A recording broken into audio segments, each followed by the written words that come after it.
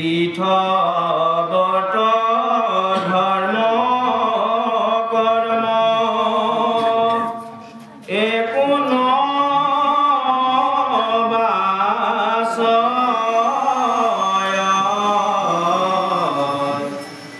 নামৰ কীৰ্তনে মাত্ৰ মুকুতি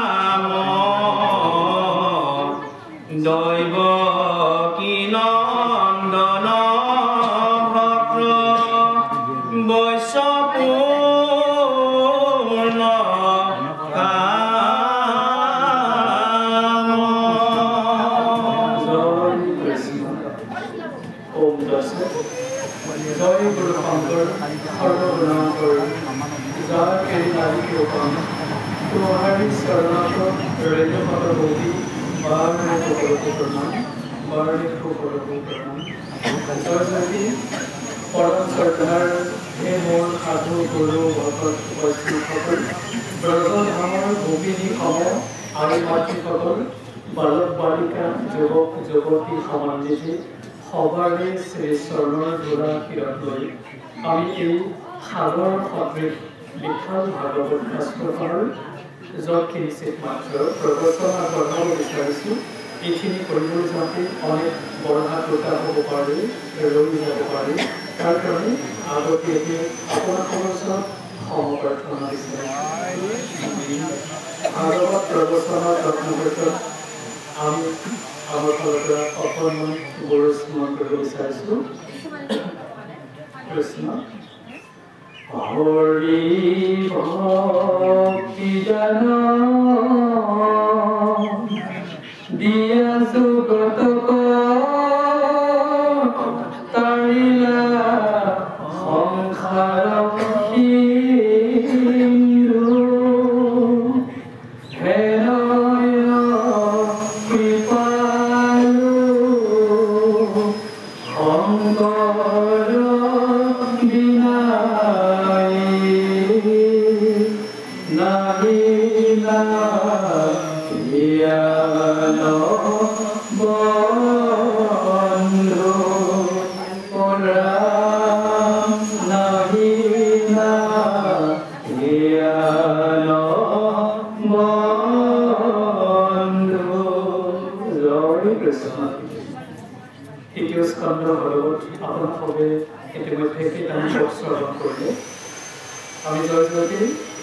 সেইগৰাকী আয়োজকক আমি ধন্যবাদ আৰু কৃতজ্ঞতা জ্ঞাপন কৰিছোঁ কিয়নো তেওঁৰ কাৰণে আজি আমি ভকতসকলৰ দৰ্শন কৰিবলৈ সৌভাগ্য হ'ল আৰু ভগৱন্তই কৈছে সেইগৰাকী সেৱকী ধন্যবাদৰ পাত্ৰ পূজ্যপদৰ পাত্ৰ আৰু ভগৱন্তৰ পঢ়ি হৈ যিগৰাকী মনুষ্যই এই ঘোৰ কলিযুগত কেৱল অকলে ভগৱন্তৰ গুণকীৰ্তন কৰে নহয় এবং আন সংগী ভক্তসকলকো ভগৱন্তৰ গুণগান শ্ৰৱণ কৰিবৰ কাৰণে এটা অনুকূল পৰিৱেশ তৈয়াৰ কৰে সেইকাৰণে আমি সেইগৰাকী গৃহস্থ প্ৰভুজনাক আমাৰ ফালৰ পৰা ধন্যবাদ আৰু কৃতজ্ঞতা জ্ঞাপন কৰিছোঁ গুৰুজনে কলম ধৰি গৈছে তাৰা হব পূজ্য তাৰা হব ধন্য তাৰা সেই সুবিধজন কলিত হৰি আনকলৈ আপোনো কৰে কীৰ্তন গতিকে গুৰুজনে তাত সিদ্ধান্ত লৈ গৈছে সেইকাৰণে আমি পুনৰবাৰ প্ৰভুজনাক ধন্যবাদ আৰু কৃতজ্ঞতা জ্ঞাপন কৰিছোঁ ইয়াতে ব্ৰহ্মাৰ ভগৱত স্তুতি চলি আছে আগৰ খণ্ডত বাকীখিনি হৈ গৈছে পদ্মকল্পৰ খিনি পাতনিৰ কথা যেতিয়া নাজল নাথৰ অৱস্থাত পদ্মকল্প কেৱল জন্মটো হৈছে সেই নলাডালত হাজাৰ হাজাৰ বছৰ তেওঁ অহা আৰু যোৱা কৰিছিলে তেওঁ এটাই প্ৰশ্ন আছিলে যে মোক কোনে সৃষ্টি কৰিলে তাৰ কোনো উত্তৰ পোৱা নাছিল মোক নিশ্চয় কোনোবা এজনে সৃষ্টি কৰিছে মই তেওঁক জানিব বিচাৰোঁ সেইজনে মোৰ নিশ্চয় পিতা আমাৰ সকলোৰে পিতা প্ৰভু ভগৱন্ত আৰু তেওঁ মাতা সদৃশ তেওঁৱেই পিতা তেওঁৱেই মাতা সেইকাৰণে ভগৱন্তক সৃষ্টি স্থিতি প্ৰলয়ৰ গৰাকী বুলি ইয়াত কোৱা হৈছে তেওঁ যি ভগৱত স্তুতি ইয়াতে উল্লেখ কৰিছে যে হে প্ৰভু তুমি আচলতে পূৰ্ণবান উপনিষদৰ সেই মন্ত্ৰটো ভগৱন্তৰ সমস্ত জগতখনকে নিখুঁতভাৱে তৈয়াৰ কৰিছে আৰু তেওঁ পৰিপূৰ্ণভাৱে নিজে স্থিতি হৈ আছে উপনিষদৰ মন্ত্ৰটোৱে আমি ভাগৱতৰ প্ৰৱচন আৰম্ভ কৰিছোঁ পূৰ্ণতা প্ৰাপ্তিৰ মন্ত্ৰ বুলি কোৱা হয় ওম পূৰ্ণমদঃ পূৰ্ণমিদং পূৰ্ণাৎ পূৰ্ণমুদচ্যতে পূৰ্ণস্য পূৰ্ণমাদায় পূৰ্ণমেৱাৱশিষ্যতে যে প্ৰভু তুমি পৰিপূৰ্ণভাৱে অৱস্থিত এই জগতখনক তুমি পৰিপূৰ্ণভাৱে সৃষ্টি কৰিছা নিৰ্মাণ কৰিছা গতিকে সমস্ত জগতৰ অৰ্থাৎ সৃষ্টিবিলাক নিখুঁতভাৱে তুমি তৈয়াৰ কৰিছা কতো হানি বিঘিনি নোহোৱাকৈ তুমি তৈয়াৰ কৰিছা তথাপি সেই সৃষ্টিসকলক তুমি মাজে মাজে সময় সময় কি কৰা তুমি সংহাৰ কৰা সেইকাৰণে হৈছে যে তুমি সৃষ্টিকৰ্তা তুমি স্থাপন কৰোতা আৰু তুমি ধাৰণ কৰোতা নমো নমো জগতৰ সৃষ্টি স্থিতিকাৰী নমো নমো প্ৰলয়ত জগত সংহাৰী তীৰ্থ ব্ৰত ধৰ্ম কৰ্ম একো নবচয় নামৰ কীৰ্তনে মাত্ৰ মুকুতি খালয় দিয়া আছে ঘোষাটো এই যে কলিযুগৰ যিটো যোগ ধৰ্ম সেই যোগ ধৰ্ম অনুসৰি তীৰ্থ ব্ৰত অন্য ধৰ্ম অন্য কৰ্ম আচৰণ কৰিলে আচল গতি সাধন কৰিব পৰা নাযায় কলিযুগৰ বিশেষ ধৰ্ম হৈছে ভগৱন্তৰ গুণগান শ্ৰৱণ আৰু কীৰ্তন সেই শ্ৰৱণ আৰু কীৰ্তন ক'ত হয় ভকতৰ সংগত হয় গতিকে ভকতৰ সংগত কৰা শ্ৰৱণ কীৰ্তনেই বৰ্তমান কলিযুগৰ শ্ৰেষ্ঠ কৰ্ম অথবা শ্ৰেষ্ঠ ধৰ্ম সেই ধৰ্মটোক যিসকলে আচৰণ কৰে প্ৰকৃতপক্ষে তেওঁলোকে এই ভৱ সংসাৰৰ পৰা কি কৰি যাব হাত সাৰি যাব পাৰিব দুটা দিশ আছে ঈশ্বৰৰ গুণানুকীৰ্তন সঠিকভাৱে কৰিলে আপুনি ভগৱন্তক প্ৰেম জৰিয়তে বান্ধিব পাৰিব আৰু ঈশ্বৰৰ গুণানুকীৰ্তন নকৰিলে আপোনাক ভগৱন্তই কৰ্ম জৰিয়তে বান্ধি পেলাব দুডাল জৰি এডাল প্ৰেম জৰি আৰু এডাল হৈছে কৰ্ম জৰি ঈশ্বৰ চিন্তা কৰিলে প্ৰেম জৰিয়তে ঈশ্বৰক বান্ধিব পাৰিব আৰু ঈশ্বৰ চিন্তা নকৰিলে আপোনাক ওলটাকে কৰ্ম জৰিয়তে বান্ধি পেলাব আৰু তেতিয়া কোনোদিনে আপুনি মুকুতি সাধন কৰাৰ ৰাস্তা বিচাৰি নাপাব আৰু সেই মুকুতিৰ একমাত্ৰ সুগম পদ হৈছে ভকতিকত বোলে ভকতৰ সংগ তাতে কৈছে বিষ্ণু বৈষ্ণৱৰ সংগ লৈব প্ৰথমত গুৰু মানি শুশ্ৰূষা কৰিব ভাগৱত গুৰু পৰম্পৰা ভগৱন্তই গুৰুৰ পৰম্পৰাত ভাগৱত বৰ্তলৈকে নামানি দিছে ব্ৰহ্মাই ভাগৱত প্ৰচাৰ কৰা নাই তেওঁৰ একমাত্ৰ পুত্ৰ নাৰদ গোসাঁই পৃথিৱীলৈ নমাই আনিবলৈ পৰামৰ্শ কৰিছে আৰু নাৰদে ভাগৱত প্ৰচাৰ কৰা নাই তেওঁ কৰিছে তাত তেওঁ আকৌ ব্যাসক প্ৰদান কৰিছে ব্যাসে কিন্তু প্ৰচাৰৰ ভূমিকা নললে তেওঁ ভাবিলে যে মোৰ সুযোগ্য সন্তান শুকদেৱে ভাগৱত প্ৰচাৰ কৰিব গতিকে সেই শাস্ত্ৰখন অৰ্থাৎ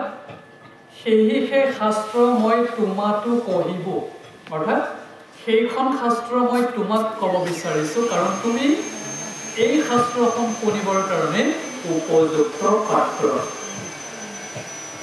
গতিকে উপযুক্ত পাত্ৰসকলকহে ভাগৱতৰ কথা প্ৰদান কৰা যায় এতিয়া আপোনালোকে নিজকে বিশ্বাস কৰক যে আমি ভাগৱত শ্ৰৱণ কৰাৰ একোজন উপযুক্ত পাত্ৰ পাত্ৰটো পৰিষ্কাৰ কৰি আনিছে নিশ্চয়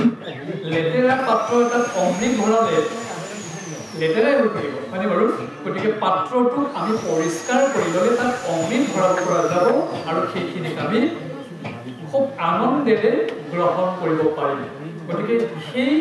পাত্ৰ অৰ্থাৎ আমি নিজকে বিশ্বাস কৰিছোঁ যে আমি উপযুক্ত পাত্ৰ সেইকাৰণে আমি ভগৱন্তৰ নামৰ অমৃত আজি গ্ৰহণ কৰিবলৈ আহিছোঁ জয় কৃষ্ণ গতিকে সেই কথাটোকে এটা উল্লেখ কৰিছে আৰু সেয়া হ'ল আমি এই কথা এটা পথ ৰৈ গ'ল কি কয় বেদৰ বিহিত ধৰ্ম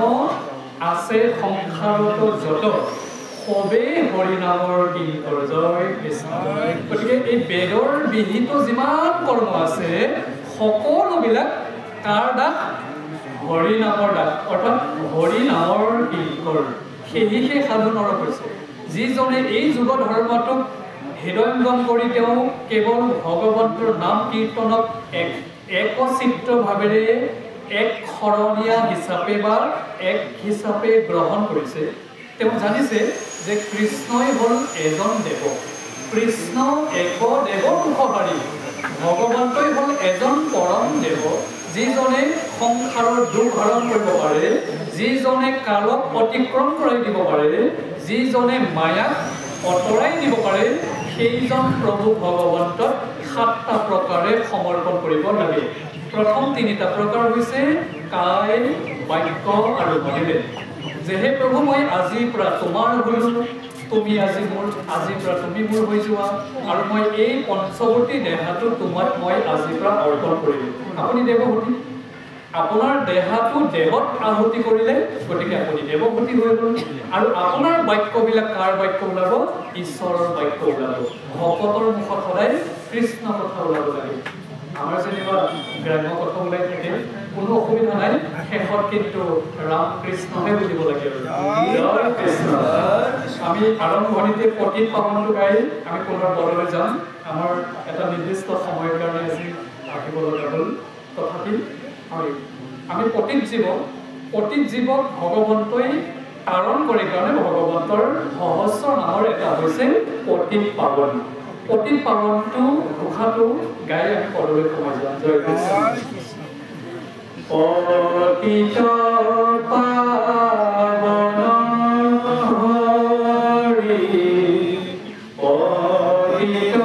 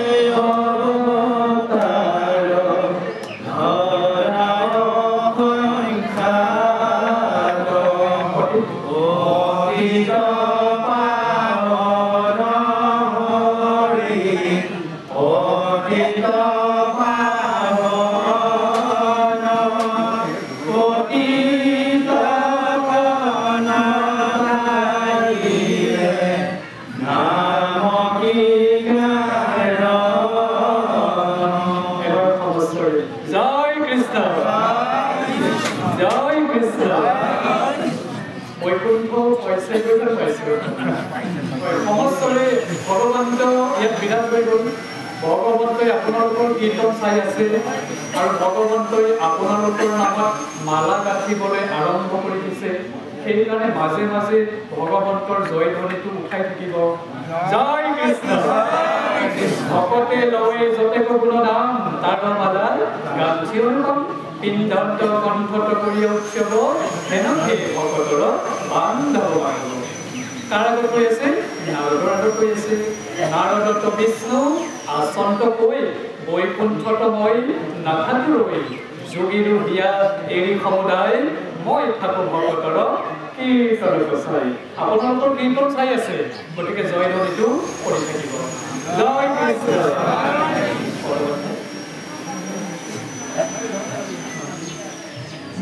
Oi Rame Ram Gubodhono Dhari Boko Konghoyonto Kari Vrindabono Sari Dibo Parijato Hari Ihobo Koyabi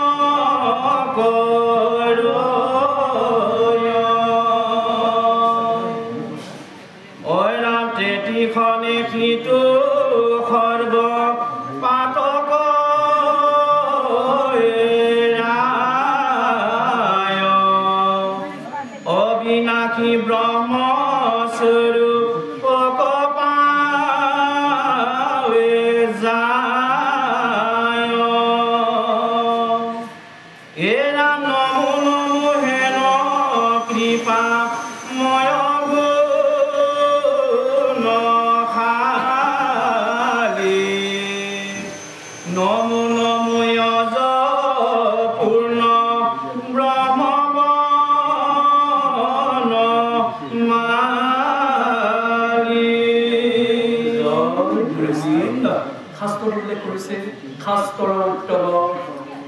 Gita Bhagavat ধৰ্মৰ উত্তম নাম দেৱৰ উত্তম দৈৱকীনন্দন চৰণী প্ৰণাম হে দৈৱকীনন্দন কৃষ্ণ তুমি ভকত বৎসল তুমি ভকতৰ বাঞ্ছা কল্পতৰু এতিয়া এই যিখিনি ভগৱত স্তুতি ব্ৰহ্মাই ভগৱন্তৰ চৰণত কৰি আছে ইয়াতে কৈছে তেওঁ এইটোৱে হ'ল ভকতৰ একমাত্ৰ কৰ্তব্য কি কৰ্তব্য কাৰণ আমি মৃত্যুমুখী মনুষ্য এই বাকী চোৱা সময়খিনি ভগৱন্তৰ ৰূপ লীলা গুণ চৰিত্ৰ এইবিলাকৰ কথাই আমি চিন্তা কৰি কৰি সময়টো পাৰ কৰিব লাগে ভগৱন্তে কৈছে যে যি ভক্তই জীৱনৰ আবেলি বেলা মোৰেই কথা চিন্তা কৰি কৰি জীৱনটো পাৰ কৰিবলৈ যত্ন কৰে তেওঁৰ মনৰ স্বৰূপটো জানা মই হৈ যায় আৰু মই তেওঁ হৈ যাওঁ গতিকে সেইজনে অন্তকালত মোৰ নাম এবাৰ স্মৰণ কৰিব পাৰে জীৱনৰ অন্তিম বেলাত কেইবাৰ স্মৰণ কৰিব পাৰে তেওঁৰ নামটো মাত্ৰ এবাৰ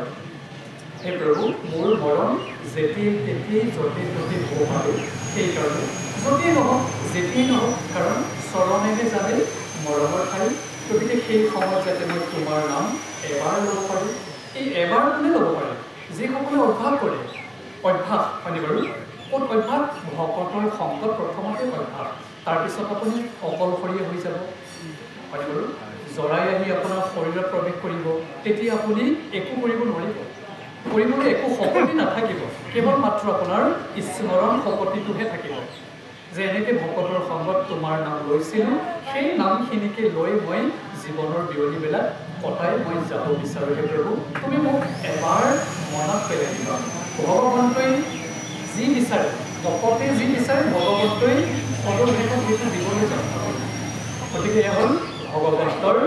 মহিমা তুমি গোৱৰ্ধনধাৰী তুমি কংস অন্তকাৰী তুমি বৃন্দাবনচাৰী তেওঁ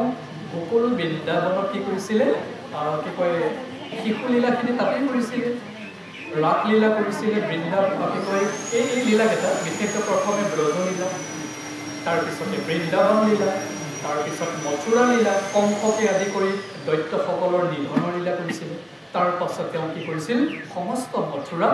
যোগ বলেৰে দ্বাৰকালৈ লৈ গৈছিলে, সেয়া হ'ল দ্বাৰকা লীলা। আকৌ সেই দ্বাৰকাৰ পৰাই তেওঁ তাত বাতি কৰিছিলে হস্তিনাপুৰ ইন্দ্ৰপ্ৰস্থলৈকে। কাৰ কাৰণে? পঞ্চ পাণ্ডৱৰ কাৰণে। পঞ্চ পাণ্ডৱ কোন মানে বাৰু? মহাভাৰতৰ যুগৰ সেইসকল পঞ্চ পাণ্ডৱ।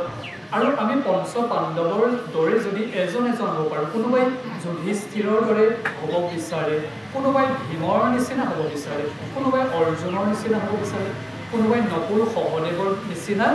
সৌন্দৰ্যশালী হ'ব বিচাৰে, আৰু কোনোবা দ্ৰৌপদীৰ নিচিনা কি হয় পতিপ্ৰয়াণা এগৰাকী সতী নাৰী হ'ব বিচাৰে। গতিকে তেনেকৈ যিসকলে ঈশ্বৰৰ গুণানুকীৰ্তন কৰে, সেইসকলৰ কাষত ভগৱন্তই সদায় কি কৰে, আহি থাকে আৰু তেওঁৰ লগতে খেলা ধূলা কৰে, আৰু তেওঁ তেতিয়া আত্মাৰাম হৈ যায়। সেইকাৰণে অকলে অকলে নাচে, অকলে অকলে হাঁহি থাকে। যিজন আত্মাৰাম ভক্ত, এই গোসাঁই ঘৰটোত যে গোসাঁই ঘৰটোত অকলে অকলে কেতিয়াবা গ্ৰুপকৈ নাচি থাকে, অকলে অকলে কিবা এটা গাই থাকে, তাৰপিছত আকৌ আপুনি শুনিব যে কিবা এটা কৰি তেওঁ কান্দি পেলাইছে। তাৰমানে তেওঁ অকলে থকা নাই, তেওঁৰ লগত ভগৱন্তই খেলা কৰি আছে। ভগৱন্ত য'ত থাকে 14 পাৰিষদকে ধৰি সমস্ত দেৱ দেৱী সকলো একেলগে থাকে। গতিকে তাকে কৈছে ঈশ্বৰ কৃষ্ণৰ চৰিত্ৰ, পৰম চৰিত্ৰ জয়তে হৈ প্ৰকাশ, গংগা আদি কৰি সমস্ত তীৰ্থ ততেহে কৰে নিবাস। জয় কৃষ্ণ। গতিকে হে প্ৰভু, জীৱনে মৰণে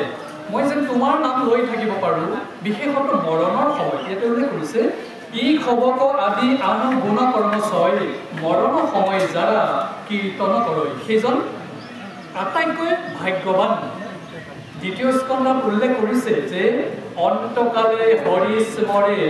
যিটো ভাগ্যৱন্ত, তাহান মহিমা কহি কোনে পাৱে অন্ত। অন্তিম কালত ভগৱন্তৰ নাম স্মৰণ কৰিছে মানে বাৰু কোনে কৰে? ভগৱত ভক্তই সেইটো কৰিব পাৰে। তেতিয়া তেওঁৰ কাষলৈ ভগৱন্তৰ পাৰিষদ নামি আহে তেওঁক নিবৰ কাৰণে। মাজে মাজে ভগৱন্তৰ মুখ্য পাৰিষদ নন্দ আৰু সুনন্দ আহে সেই ভকতক নিবৰ কাৰণে। নন্দ সুনন্দ বিশেষত প্ৰথমতে ভক্তৰ ধ্ৰুৱক নিবলৈ আহিছিল। নন্দ সুনন্দ যেতি তেতি নাহে, বিশেষ বিশেষ ভক্তসকলক বিশেষভাৱে কি কয় সম্ভাষণ জনাই নিবৰ কাৰণে কোন আহে? ভগৱন্তৰ পাৰিষদ এই দুজন নন্দ আৰু সুনন্দ। সেই ভক্তৰ ৰূপক সুশৰীৰেৰে তেওঁ বিশেষ এটা স্থানলৈ কি কৰিছিল? লৈ গৈছিল। গতিকে সেয়া হ'ল ভগৱন্তৰ গুণশালী ভক্তৰ চৰিত্ৰ। গতিকে তাকে কৈছে যে সেই নামটো যিসকলে অন্তিম বেলালৈ লৈ যাব পাৰে, সেইজন ভগৱন্তক মই কৌটি কৌটিবাৰ নমস্কাৰ কৰোঁ।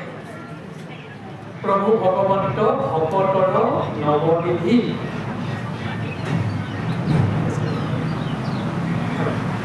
তোমাৰ স্মৰণে আৰম্ভ হ'ব।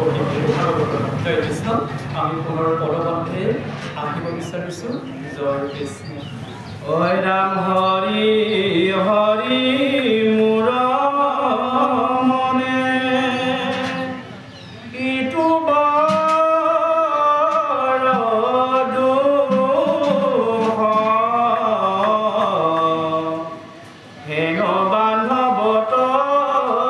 লোক, ভলে কবি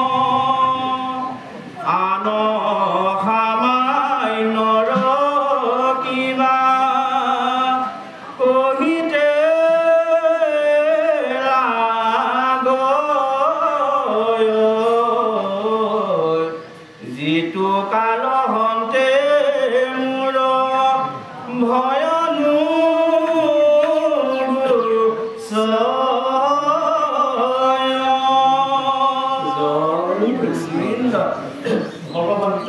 সৰ্বগুণাকৰ সকলো গুণৰে অধিকাৰী তেওঁ সেইকাৰণে পৰিপূৰ্ণ সেই পৰিপূৰ্ণ গুণশালী কৃপাময় ভগৱন্তক মই নমস্কাৰ কৰোঁ ব্ৰহ্মাই স্তুতি কৰি আছে এতিয়া মোৰ সেই প্ৰভু মোৰ এটাই দুখ লাগে কি দুখ লাগে দুখ পাইছে বৰ দুখ লাগে যে তোমাৰ দৰে পৰম বান্ধৱ যিগৰাকী পৰম বান্ধৱৰ নাম ল'লে সেইজন মনুষ্যক নিজৰ কৰি লয় এইজন মোৰ মৰমৰ ভক্ত বুলি আঁকোৱালি লয় তেনে এজন পৰম বান্ধৱক আমি চিনি পাবলৈ বৰ দেৰি হয় আৰু তেওঁৰ নাম ল'বলৈ আমি ইমানেই সংকোচ কৰোঁ এইটোৱে মোৰ আটাইতকৈ বৰ দুখ হে প্ৰভু মই মোৰ এই কথাটো জানি মোৰ বৰ দুখ লাগে ইয়াতে উল্লেখ কৰিছে হৰি হৰি মোৰ মনে ইটো বৰ দুখ হেন বান্ধৱতো লোক ভৈলেক বিমুখ তেনে এজন পৰম বান্ধৱৰ প্ৰতি আমি ইমান পিঠি দিওঁ ইমানেই দিব হৈ থাকোঁ গতিকে এই কথা জানি মোৰ বৰ দুখ লাগে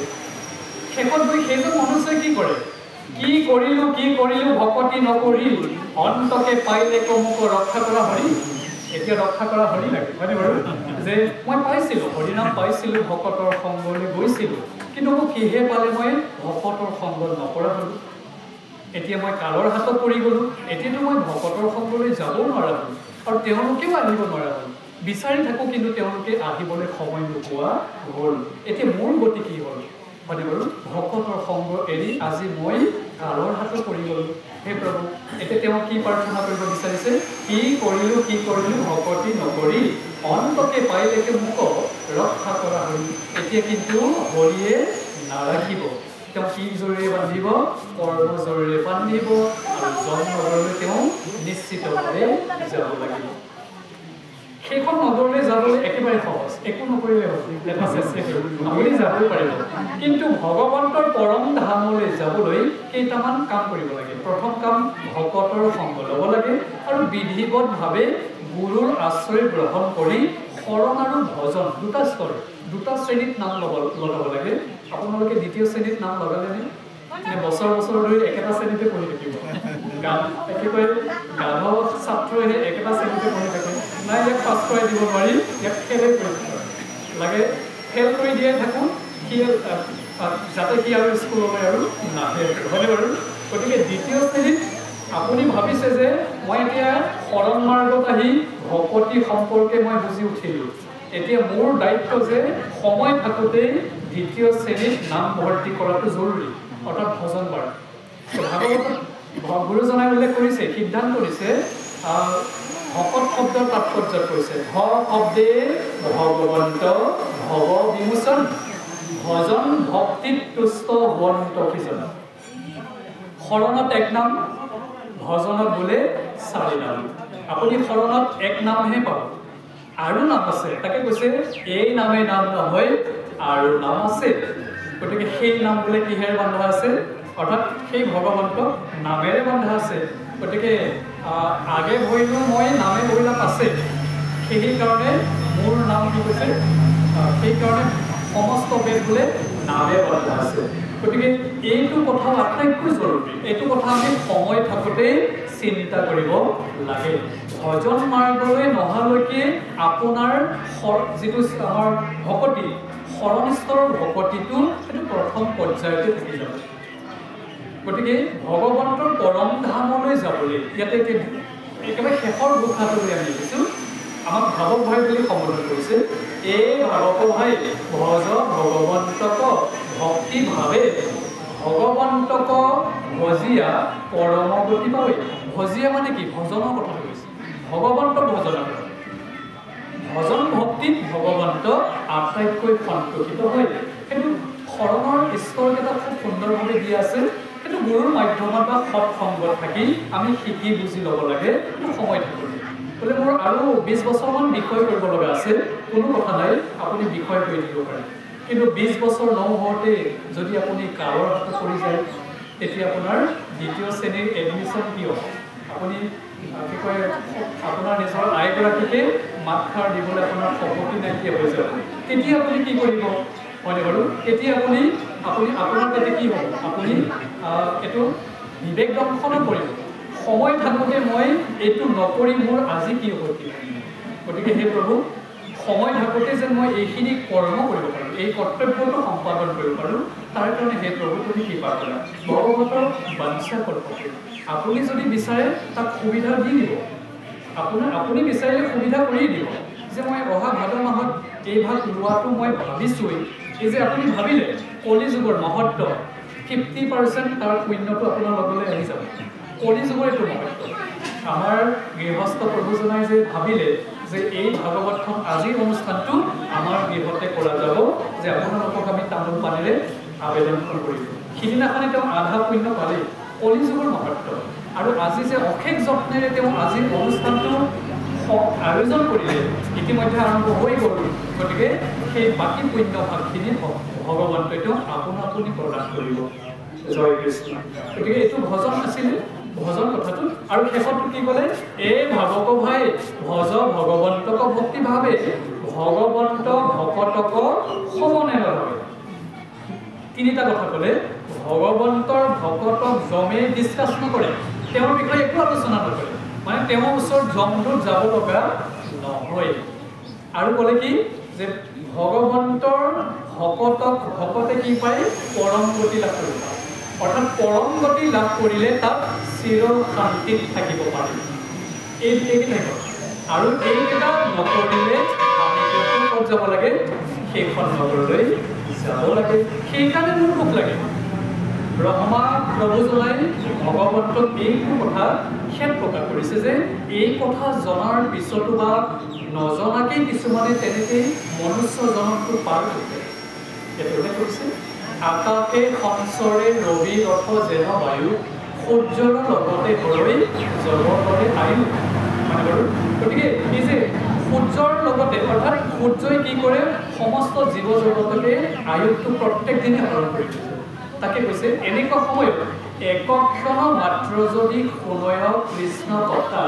তাহাৰ বিনে আনৰ জীৱন যায় বৃথা। এই 24 ঘণ্টাৰ ভিতৰত এটা ক্ষণতো যদি ঈশ্বৰৰ নাম স্মৰণ কৰে, তেওঁৰ জীৱনটো আজিৰ কাৰণে ধন্য। কিন্তু বাকী সকলৰ দিনটো আজি কি যাব? অথলে গুচি যাব। গতিকে এই কামটো কৰিবলৈ কিছুমান নিয়ম পালন কৰিব লাগে, যথাবিধি নিয়ম পালন কৰিব লাগে।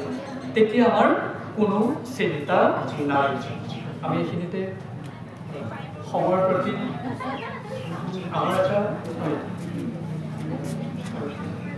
ঠিক আছে। ঐ ৰাম কিন্তু সৰ্বভয় হাৰি, অনন্ত দৈতাৰি, নমো যজ্ঞ ভগৱন্ত দিবৰূপধাৰি, তুমি হে পুৰুষোত্তম বহুৰূপ ধৰা, ভকতৰ প্ৰীতি সাধি নানা কৰ্ম কৰা।